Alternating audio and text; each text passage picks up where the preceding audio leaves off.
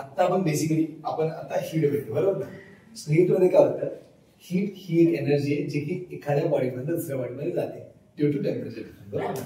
जेव्हा एखादी body hot असते आणि एखादी बॉडी कोल्ड असते तेव्हा त्याच्यामध्ये काय होतं, हॉट बॉडीमधून कोल्ड बॉडीमध्ये हीट जाते आणि त्याला आपण काय म्हटलेलं एनर्जी जाते, त्याला आपण हीट म्हटलं बरोबर ना. आता ह्याच हीटचे साइन कन्व्हेन्शन असतात, काय असतात साइन कन्व्हेन्शन. म्हणजे या हीटला आपण काय करतो साइन कन्व्हेन्शन लिहितो. ऍक्च्युअली हे तुम्हाला वरच्या वेळेस पण मला शिकवणार आहे, आता पण समजून घ्या कारण तुमच्या टॉपिक मध्ये आहे बरोबर ना. सो सिंपल आहे. फर्स्ट जर तुमच्याकडे एक सिस्टम काय आहे, तुमची सिस्टम काय पण ओव्हर द ऑब्जेक्ट आहे तुमचं सिस्टम बरोबर ना. जर बाहेरून जर तुमच्याकडे हीट येते बाहेरकडनं काय येते हीट येते, तर त्या हीटला आज आपण काय घ्यायचं असतं पॉझिटिव्ह. काय घ्यायचं असतं पॉझिटिव्ह. समजतंय बरं का, कारण जेव्हा ती हीट ह्याच्यामध्ये येते तेव्हा लेट्स सपोज याचं टेम्परेचर होतं T1. काय होतं T1. कॉमन सेन्सची गोष्ट आहे आणि 2 मिनिटासाठी आणि याचं टेम्परेचर होतं T2. तर T2 is greater than T1 असणार आहे. हे तर कॉमन सेन्स आहे ना, तेव्हा ती हीट येणार ना. टेम्परेचर डिफरन्स असल्यावर सराउंडिंग आणि सिस्टम. सराउंडिंगचं टेम्परेचर जास्त होतं आणि सिस्टमचं टेम्परेचर कमी होतं, त्याच्यामुळे काय झालं हीट ह्याच्यामध्ये आहे. अशा हीटला आपण कन्सिडर करतो ॲज पॉझिटिव्ह. पहिली गोष्ट, जर तुमची सिस्टम आहे आणि त्याचं टेम्परेचर T1 आहे, सराउंडिंगचं टेम्परेचर T2 आहे आणि असं म्हणतोय T1 is greater than T2. म्हणजे काय T1 जो सिस्टम आहे तो जास्त हॉट आहे आणि सराउंडिंग कोल्ड आहे, तर ह्याच्यामध्ये काय होती हीट जाते आणि ह्या हीटला आपण काय कन्सिडर करतो ॲज नेगेटिव्ह. काय कन्सिडर करतो नेगेटिव्ह. आणि जर तुमचं सिस्टम आहे T1 टेम्परेचरवर आणि तुमचं सराउंडिंग आहे T2 आणि T1 आणि T2 हे इक्वल, म्हणजे असं म्हणू शकतो इथं T1 बोला असतं तरी पण चाललं असतं, पण स्टील T1 आणि T2 एका टाइम नंतर काय झालं इक्वल झाले, तर ज्यांचा हीटचा फ्लो असतो तो काय असतो 0 असतो. किती असतो 0. कळतंय का. एक्झाम्पल साठी असं सांगतो, तुमचा लॅपटॉप आहे, तुमचं सराउंडिंग काय आहे सॉरी तुमचं सिस्टम काय तुमचा लॅपटॉप. काय लॅपटॉप.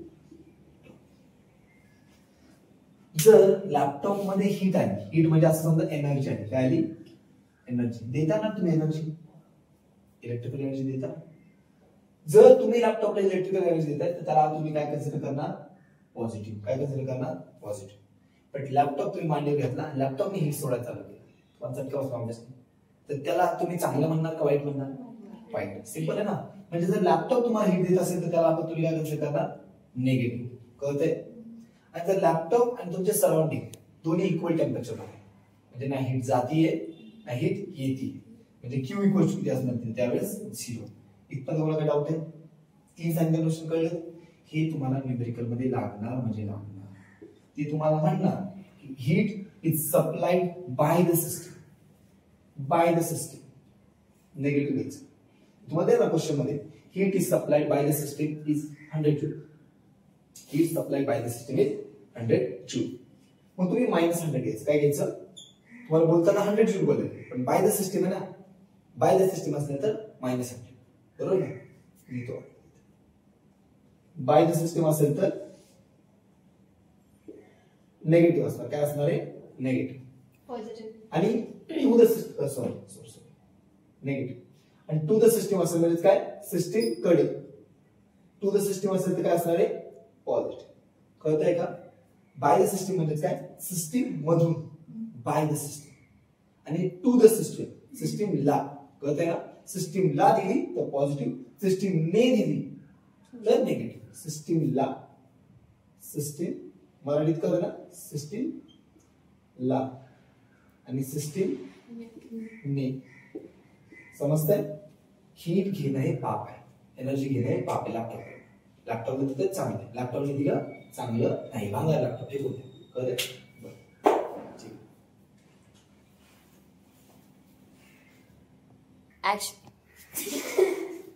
ठीक आहे चलो.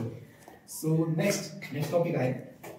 तुम्हाला बेसिकली पहिले काही अजून टर्म शिकायचं. सिस्टम जसं कळलं तसंच सेम असतं थर्मोडायनॅमिक व्हेरिएबल, त्याला पॉइंट फंक्शन पण म्हणतात आणि आय गेस तुम्ही ही केमिस्ट्री मध्ये शिकला असणार बरोबर ना, point function path function. So next छोटासा एक टॉपिक आहे थर्मोडायनॅमिक व्हेरिएबल.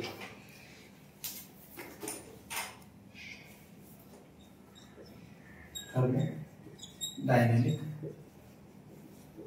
Thermodynamics variable.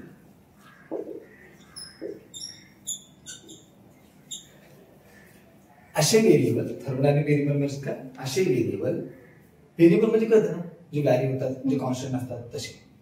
असे व्हेरिएबल जे की तुमच्या थर्मोडायनॅमिक स्टेटला एक्सप्रेस करतात किंवा एक्सप्लेन करतात किंवा डिफाइन करतात किंवा त्याला सांगण्यासाठी थर्मोडायनॅमिक स्टेटला सांगण्यासाठी म्हणजे काय एक्सप्लेन करण्यासाठी यूज केले जातात. जस्ट फॉर एक्झाम्पल, मी जर तुम्हाला म्हटलं की बाबा आतमध्ये गॅस आहे, म्हणजे बॉटल त्याच्यामध्ये गॅस आहे आणि त्या गॅसचं टेम्परेचर आहे ना हे काहीतरी 70 डिग्री सेल्सिअस आहे, आणि दुसरा एक गॅस आहे त्याचं डिग्री टेम्परेचर ना हे 120 डिग्री सेल्सिअस. तुम्हाला एवढं तर कॉमन सेन्स कळलं की जो दुसरा गॅस आहे तो जास्त टेम्परेचर म्हणजे जास्त हीट असणार आहे, बरोबर ना. तो जास्त हीट असल्यामुळे त्याच्याकडे जास्त प्रेशर पण असू शकतं. सेम व्हॉल्यूम असेल तर जास्त प्रेशर पण असणार, बरोबर ना. एवढं तुम्हाला कोण झालं म्हणजे तुम्ही त्याची स्टेट ओळखली. तुम्ही काय ओळखली? त्याची स्टेट. आता जसं मी तुम्हाला म्हटलं काल पाणी आणलेलं आणि त्या पाण्याचं टेम्परेचर ना हे -30 डिग्री सेल्सिअस होतं. इथे तो -30 डिग्री. कोणती स्टेट असणार आहे त्याची? Solid, liquid, gas?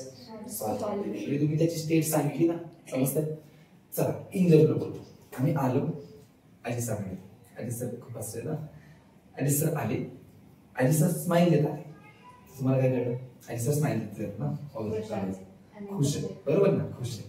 कुछ तो अच्छा होगा सर, पैसा कमाया करूंगा. आजी सर आए, धड़ाम से दरवाजा खोला और एकदम शांत है, ऐसे जरा चिड़े हो गए. चिड़े मतलब नहीं का डोळे लाल थे. काय कळलं? डोकं दुखायला लागले आणि चिडले नाते आले आणि डोळ्यात पाणी नाही ना ऑब्विसली, पण आहे 2 मिनिटासाठी एक्झाम्पल डोळ्यात पाणी. तुम्हाला काय कळलं? फेस वर कैसा गया वो बंदा तभी रोएगा. वो इकलौता हमारे पूरी टीम में बंदा नहीं. आज सर बंदा नाही, पैसे गेलो आमचे नाही तर गेले, पण स्टिल पैसे गेले. आणि जर तो माणूस आला आणि शांत एकदम वेगळ्याच मोडने विचारते, तुम्हाला काय कळतं? सर हरवलंय स्ट्रेस मध्ये. म्हणजे तुमची ह्या फेस रिडिंग बनणं, ह्या फेसला व्हेरिएबल बनवलं तुम्ही. प्रत्येक केस मध्ये वेगळं होतं ना, आणि त्यावरनं तुम्ही काय सांगितलं? अजित सरांची स्टेट सांगितली. काय सांगितली? स्टेट सांगितली. तर ना डिफाइन केली स्टेट, बरोबर ना. सेम व्हेरिएबल मध्ये थर्मोडायनॅमिक व्हेरिएबल मतलब काय? असे variable, those variable which are used to define, जे की काय करतात? डिफाइन करतात. which are used to define the state of system. आता तुमच्यासाठी सिस्टीम कोण होती इथं या केस मध्ये? गॅस ना. अबे अजित सर रे, एक्झाम्पल देतो अजित सर. नाही आता अजित सर घेतो, बरोबर. आणि त्याच्यासाठी व्हेरिएबल कोण होता त्यांचा? चेहरा. क्या अजित सर म्हणजे काय असतं? आहे तसं. हां, हँडसम चेहरा, बरोबर ना. चिकना दाढी आहे ते वेगळी विषय. हँडसम चेहरा म्हणजे चेहरा हा तुमचा व्हेरिएबल होता. आणि सिस्टीम ही तुमची कोण होती? सिस्टीम. हा सिस्टीम, बरोबर ना. कोण होती? हा बरं. सेम वेज मध्ये थर्मोडायनॅमिक व्हेरिएबल म्हणजे काय? Those variable which are used to define state of system. असे व्हेरिएबल जे की तुमच्या थर्मोडायनॅमिक सिस्टीमला डिफाइन करण्यासाठी यूज केले जातात, त्याला आपण काय म्हणतो? तुमचे स्टेट व्हेरिएबल किंवा थर्मोडायनॅमिक व्हेरिएबल. काय म्हणतो? थर्मोडायनॅमिक व्हेरिएबल किंवा state variable, or also called as state variable. बर, आता आय गेस तुम्हाला हे माहिती पण असते state variable. In physics we generally use pressure, तो प्रेशर असतं ना P, व्हॉल्यूम V आणि तुझं temperature T as a state variable, state of thermodynamic variable. बरोबर. आपण जनरली आता तुम्ही केमिस्ट्री मध्ये एन्थॅल्पी, एन्ट्रोपी हे जे नवीन टर्म्स येतात ते पण व्हेरिएबल आहेत.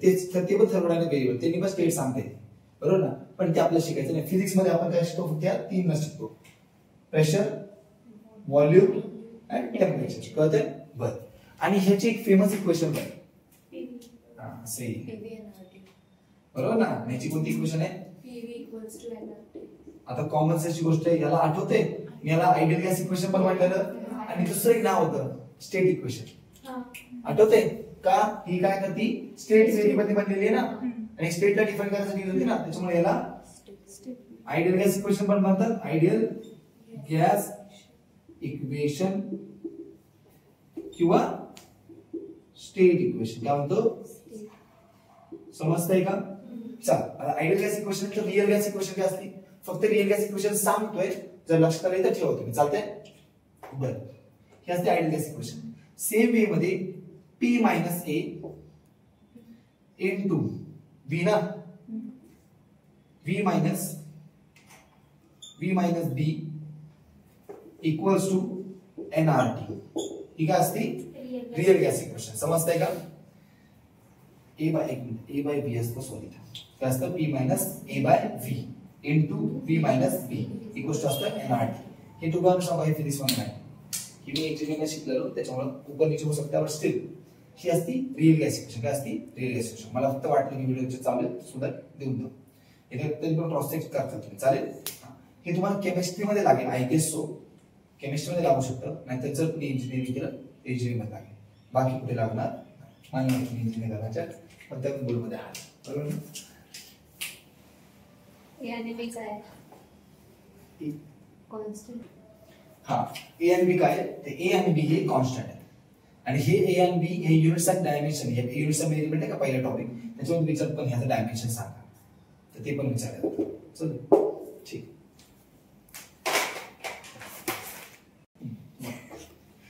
ठीक आहे.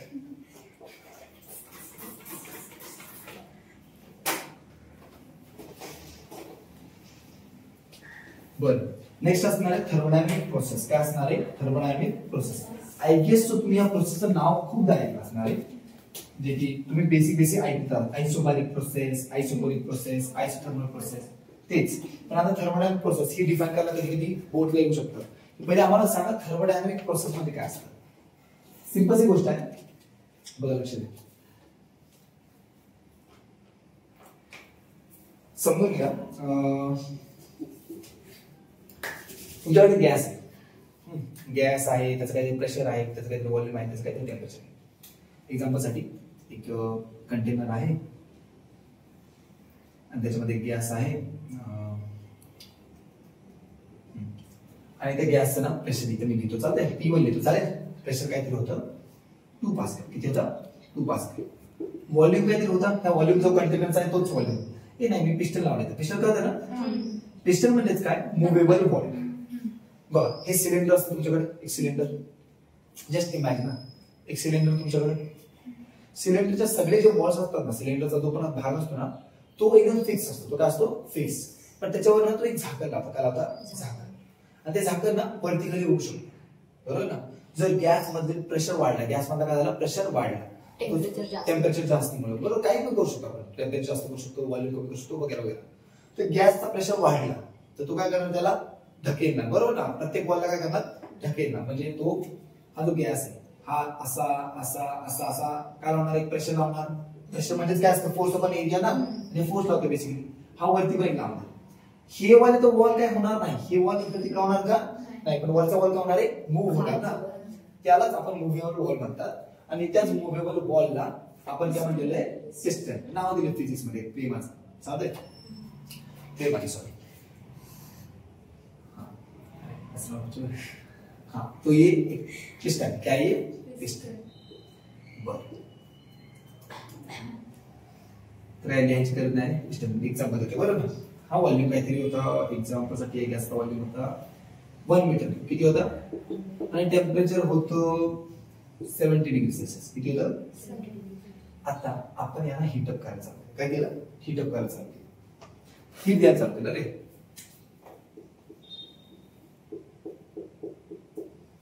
बरोबर ना?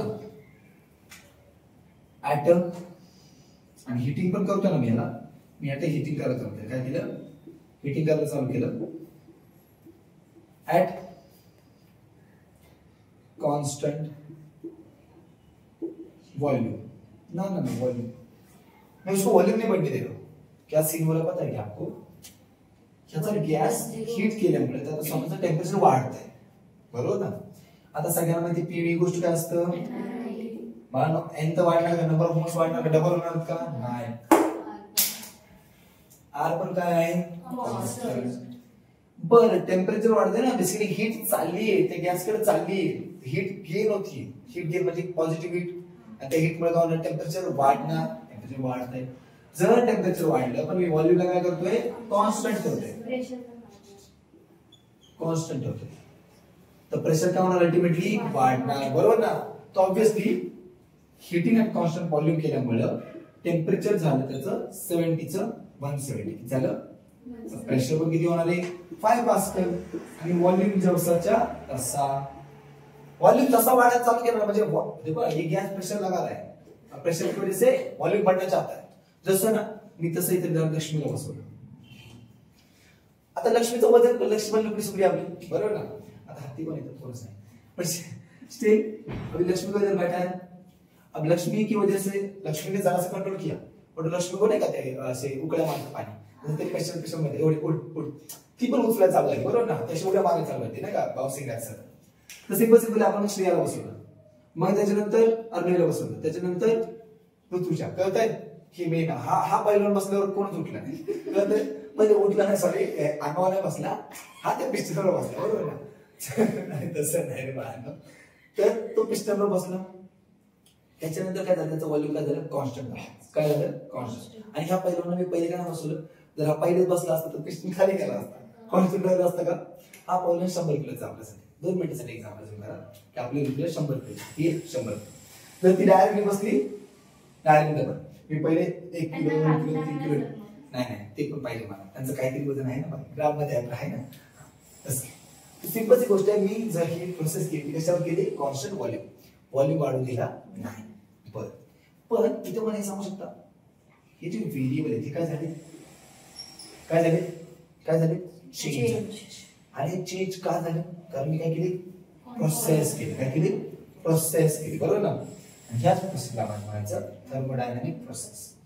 थर्मोडायनामिक प्रोसेस म्हणजेच काय, whenever there is a change in काय व्हेरिएबल, कंडिशन अप्लाय केल्यावर चेंज होतो. हा, थर्मोडायनामिक प्रोसेस म्हणजेच काय, it is a process. Thermodynamic process म्हणजेच काय, it is a process in which there is a change in thermodynamic variable.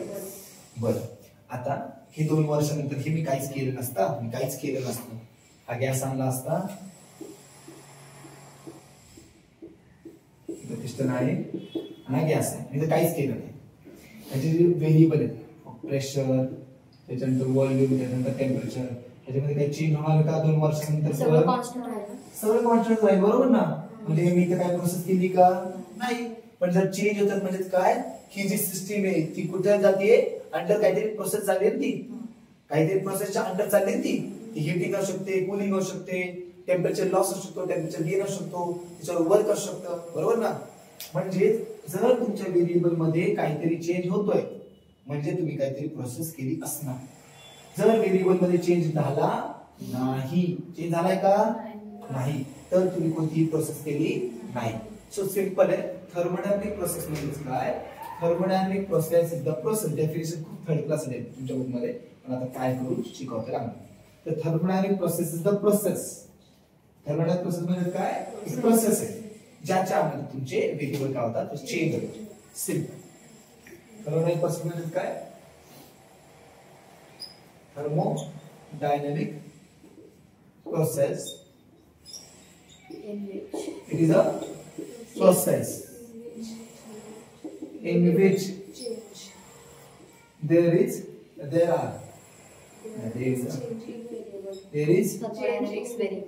change in thermodynamic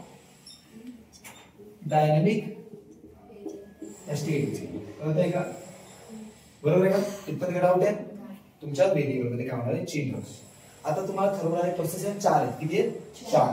हे फक्त सध्या नाव लिहून देतोय, त्यानंतर पुढे शिकू. ऍक्च्युअली मध्ये 5 आहेत, पण तुम्हाला 5 नाहीये. चला नाव बघतो.